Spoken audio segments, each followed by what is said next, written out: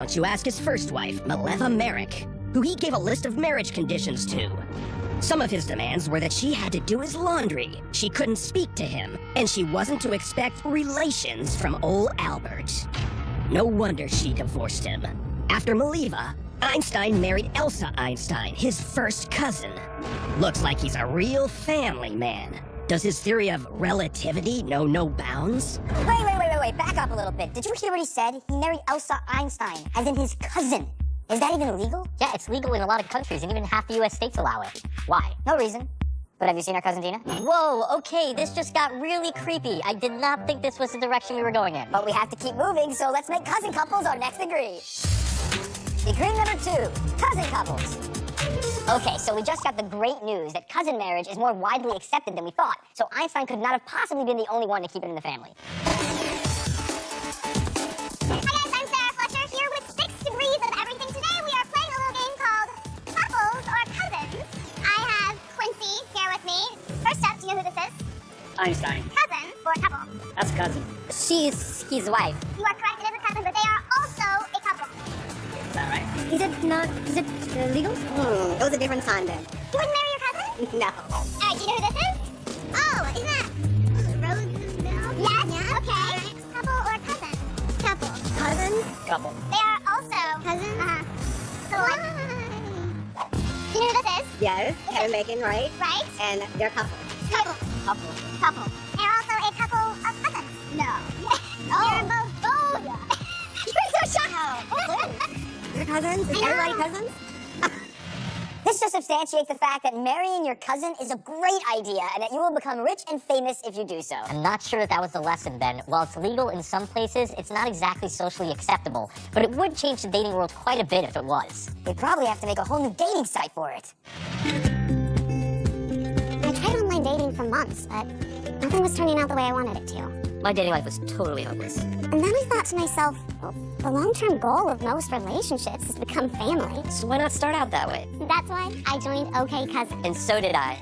And we've been together ever since.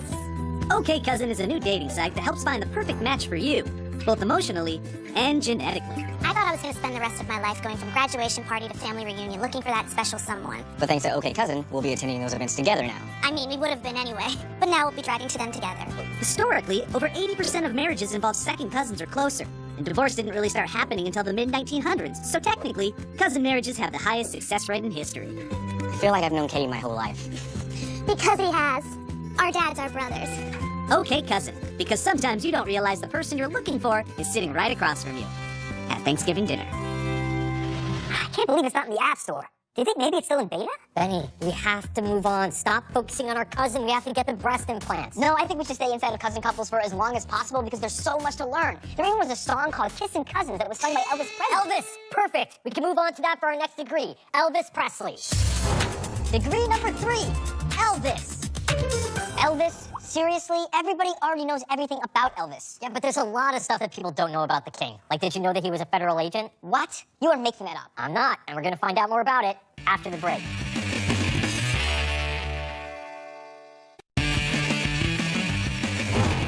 Welcome back. So far, we went from Einstein to cousin couples, which led us to Elvis. Okay, fine. You've won me over by telling me that Elvis was once a federal agent. But how did the king of rock and roll end up with his own badge? Well, not the normal way, that's for sure. Let's just say that it's good to be the king. Elvis was friends with some pretty important people. He wrote President Nixon a letter asking to be made a federal agent. Somehow, Nixon agreed to meet him in the Oval Office and gave him the honorary title. Elvis even brought a cape to the affair. Well, thank you very much, Mr. President. I got you something, too. Sure, I spelled it right. I was kind of high when I made this. Presley would also pretend to be a cop and drive around with a police light. He liked to pull cars over and then give the drivers autographs instead of tickets. Here you go, little mama. And here is my latest album. And a velvet picture of me.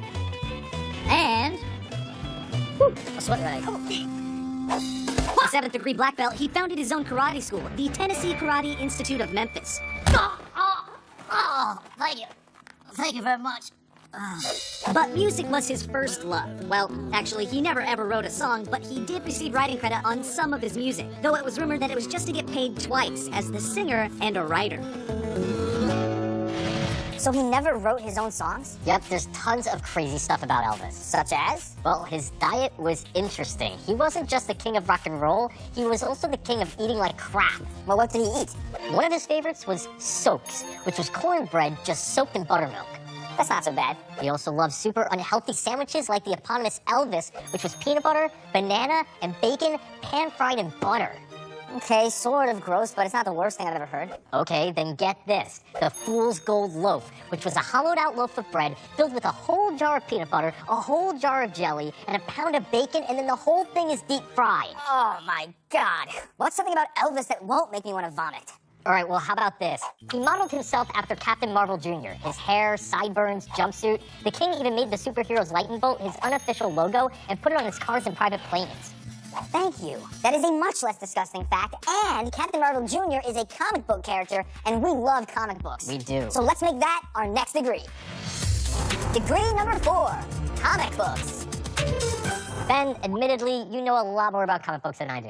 Well, I mean, I read them, and I know some stuff, but I wouldn't call myself an expert. Well, tell us some of the things that you do know. I know Superman first appeared in Action Comics #1 in 1938, and that today a first edition is worth $3 million. I know the Joker was supposed to die in the first comic book he appeared in, but was saved at the last minute.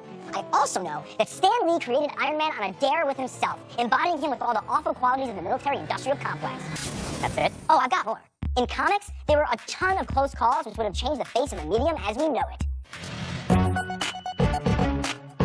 Do you know the Hulk was originally supposed to be gray? When they were printing the first issue of the comics, problems with the ink made some prints turn green. Marvel went with it, and that's how we got the bright green Hulk we all know and love. And our beloved Wolverine? Well, he was almost a badger. The guy that created him was asked to come up with a character that would appeal to Canadians. And the two animals he thought best represented Canada were the Wolverine and the badger. You know the Red Skull, right? Captain America's most notorious enemy? Well, he was almost a talking dessert. During our creative block, the guy who came up with him was staring at an ice cream sundae and pitched the idea. No, he wasn't fired, but it was later suggested that he focus on just the red cherry, and thus, the Red Skull was born. I wonder if Captain America's shield would have been a spoon. But here's the craziest fact. Martin Goodman, founder of what became Marvel Comics, was supposed to be traveling on the Hindenburg. Luckily, he and his wife were late buying tickets and couldn't sit next to each other, so they took a plane instead. Thank God he was late buying tickets, so we never would have had Spider-Man, Iron Man, Mr. Sinister, Iceman, Or all the other heroes that are copies of well-known DC characters. We're not doing this again, not on our show. I'm just saying, Marvel characters are really similar to DC characters, almost like they were ripped off. Don't call my childhood heroes lies. DC ripped off Marvel just as much. How does that make any sense? Marvel came after DC. Okay, you know what? Enough. We clearly are not the best people to settle this debate. Yeah, there are people much better equipped to fight this battle.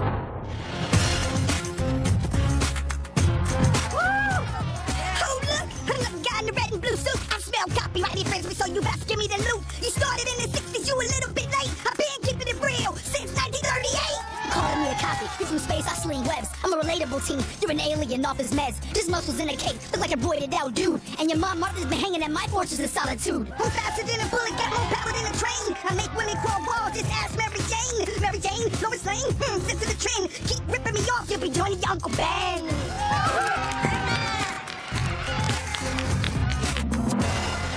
Based on that, I think Marvel clearly won. What? How did you get that? DC schooled Marvel. You're impossible. We have to move past this already. Okay, fine. You know what? I've got an idea. What was Wonder Woman's lasso of truth the prototype for in real life? I have no idea. Well, I know, and we'll get into it when we come back. Marvel won.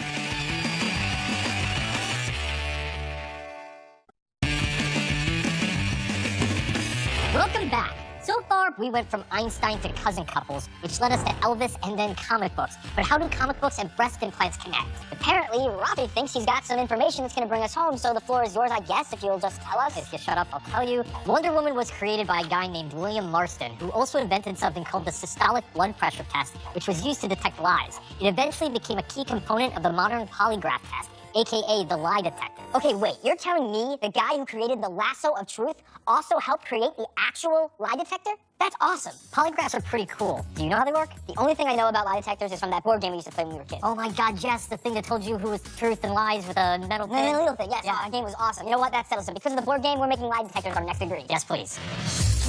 Degree number 5, lie detector. So how do you detect a lie?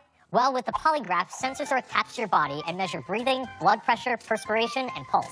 And once you're hooked up, you're asked two types of questions. Ones that don't matter, like, is your name Fred? And ones that do, like, did you steal my Centurion's lunchbox in the 4th grade? Well, did you, Ralph? I told you Mom threw it away and nobody knows about Centurions except for you anyways. That is a lie. Hey, bottom line, the polygraph measures physiological responses. The squiggly lines. Right, and if the squiggly lines show up larger for the questions that do matter, you're a liar. Or maybe you aren't. Polygraph machines have a long and complicated history with the criminal justice system. Let's separate truth about lie detectors from lies about lie detectors in 4 truths and a lie.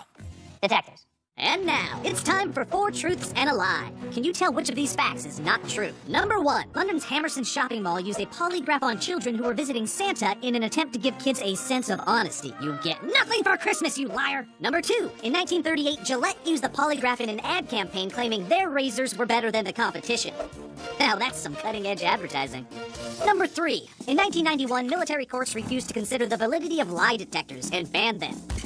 You can't handle the truth! Number 4. In 2013, the Daily Mail reported that a woman with a rare condition causing extreme jealousy used a lie detector on her boyfriend every time he came home, which he still did for some reason. Number 5.